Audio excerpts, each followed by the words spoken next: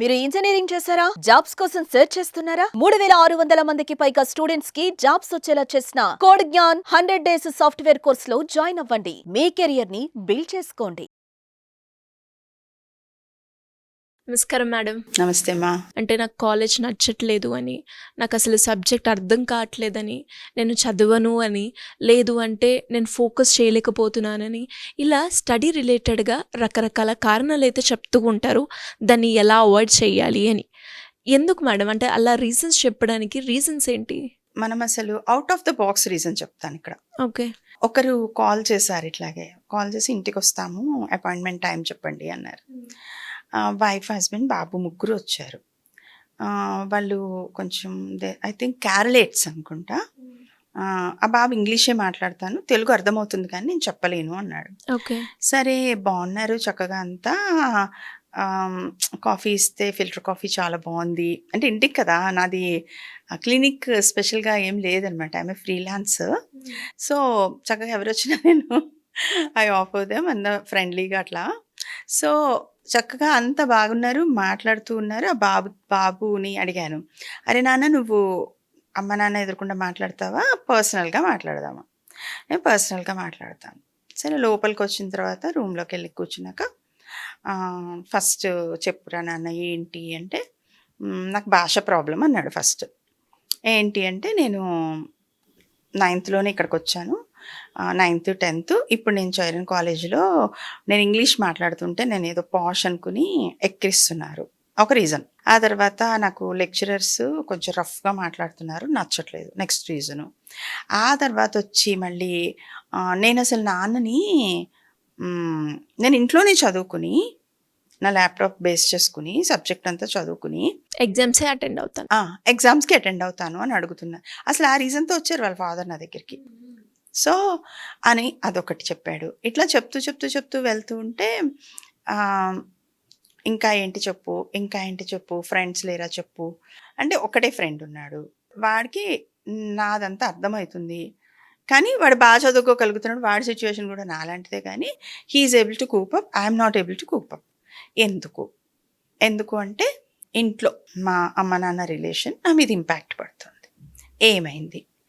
ఏం లేదు, నాన్న బిజినెస్ టూర్స్ వెళ్తూ ఉంటారు, ఇంటికి ఎప్పుడన్నా వస్తారు, వచ్చినప్పుడు అంతా బాగుంటారు, ఫీజులు కడతారు, అన్నీ చేస్తారు, అన్నీ కొనిస్తారు, కానీ ఏమైందో నాకు తెలీదు, అమ్మ చేతి భోజనం తినరు అని చెప్పాడు. అంటే అలా రిలేషన్లో ఏదో ఇది ఉంది, ప్రాబ్లం ఉంది. వీడికి దాని మీద ఎక్కువ ఫోకస్ అయిపోయిందనమాట పిల్లోడికి. మనం అనుకుంటాం సబ్జెక్ట్ అర్థం కావట్లేదా కదా, ఫ్రెండ్స్ బాలేరా, నిజంగానే లెక్చరర్స్ అంటే అసలు రీజన్ ఇదనమాట. ఇది దాన్ని ఎలా చెప్పాలో నాకు అర్థం కాక వేరియస్ రీజన్స్ చెప్పుకుంటూ వస్తున్నాను అని చెప్పి. అంటే నేను అన్నాను అమ్మతో నాన్నతో, మరి మాట్లాడదామా ఈ విషయం అంటే, వద్దు అస్సలు చెప్పొద్దు మీరు, ఐ విల్ మేనేజ్ దట్. కానీ నా ఇన్నర్లో, నా బ్రెయిన్లో చాలా ఎక్కువ హర్టింగ్ అది ఉంది. అందరిలా ఎందుకు లేము, అందరి ఫ్యామిలీస్ లాగా ఎందుకు లేము, నాన్న వచ్చినప్పుడు కూడా కలిసి బయటకు వెళ్ళడం, కలిసి కూర్చొని తినడం, ఇవన్నీ ఎందుకు లేవు, ఇవన్నీ నన్ను ఆలోచింప చేస్తున్నాయి. So I'm unable to focus on studies. దాన్ని ఎలా చెప్పాలో తెలియక మరి నేను మాట్లాడిన వాళ్ళతో అంటే, వద్దు నేను చెప్పానని తెలిస్తే బాగోదు, ప్లీజ్ ఇది మాత్రం చెప్పకండి అని. సరే అతనితో మాట్లాడాను, తర్వాత ఆ బాబుతోనే మాట్లాడాను. కాదు నాన్న, that is a part, this is a part, నీ ఫ్యూచరు, నీ కెరీరు, నీ ఇవన్నీ కూడా ఏం చేయాలనుకుంటున్నావు, వీటన్నిటికీ అయితే చదువు కావాలి కదా బేసిక్ అంటే అర్థమైంది, కానీ పేరెంట్స్ గురించి మాత్రం చర్చించొద్దు అని చాలా గట్టిగా రిక్వెస్ట్ చేశాడు. సో అలాంటి కేసెస్లో మనం ఏం చేయలేం, ఈ బాబుకి హెల్ప్ చేయడం తప్పించి. అంటే దాన్ని యాక్సెప్ట్ చేయనా, దిస్ ఇస్ వాట్ లైఫ్, వాళ్ళకి ఏమున్నాయో నువ్వే అంటున్నావు, మనం వాళ్ళ మధ్యలోకి వెళ్ళొద్దు అని.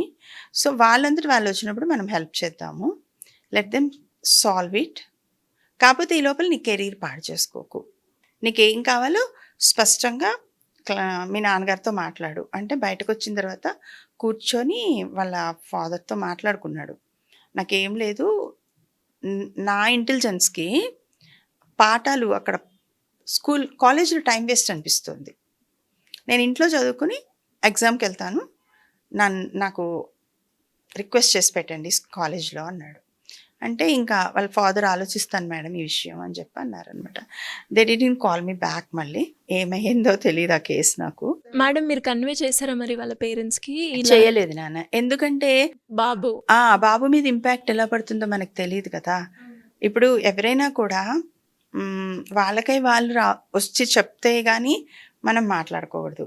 మనకి తెలిసినా కూడా మీరు ఇలా అంట కదా, అలా అంట కదా, మళ్ళీ అది ఎట్లాంటి ఇంపాక్ట్ ఆ బాబు మీద చూపిస్తుందో. సో ఇవన్నీ నాకు తెలియవు కాబట్టి కామ్గానే ఊరుకుండిపోయాను అనమాట నేను. So if really they want to solve, లేకపోతే దే వాంట్ టు అలా ఆలోచించుకున్నప్పుడు దే విల్ కమ్ అనుకుని ఇంకా. అంటే కొన్నిసార్లు మీరు చెప్తూ ఉన్నప్పుడు అంటే పిల్లోడు చదవలేదు అంటే చదువుకి సంబంధించిన స్కూల్ బాగాలేదనో, లేదంటే ఫ్రెండ్స్ బాగాలేదనో, లేదంటే వాడికి అర్థం కావట్లేదనో టీచర్స్ చెప్పింది అని అనుకుంటాం. కానీ దాని బిహైండ్ రీజన్స్ ఇవి కూడా ఉంటాయి. అంటే ఒక రిలేషన్షిప్ కావచ్చు, ఒక ఫ్యామిలీ బాగుంటే ఎలా ఉంటుంది, ఫ్యామిలీ బాగాలేకపోతే అది కెరియర్ మీద ఎన్ని రకాలుగా ఎఫెక్ట్ చూపిస్తుంది అని అర్థమవుతుంది మేడం. ఖచ్చితంగా అది ఆలోచించాల్సిన విషయమే. ప్రతి ఒక్క ఫ్యామిలీలో కూడా ఇలాంటి మనం చూస్తూ ఉంటాం. వేరియస్ రీజన్స్ చెప్తారు, పిల్లలు డైరెక్ట్గా చెప్పలేరు కదా. సో చాలా ఇంపాక్ట్ ఉంటుంది. వీళ్ళు మేమిద్దరం మధ్యలో ప్రాబ్లం కదా అనుకుంటారు, కానీ అది మొత్తం ఫ్యామిలీ ప్రాబ్లం అవుతుంది కదా. డెఫినెట్గా మేడం. పిల్లలు చెప్పగలిగిన ఏజ్ అంటే ఎవ్వరూ చెప్పలేరు.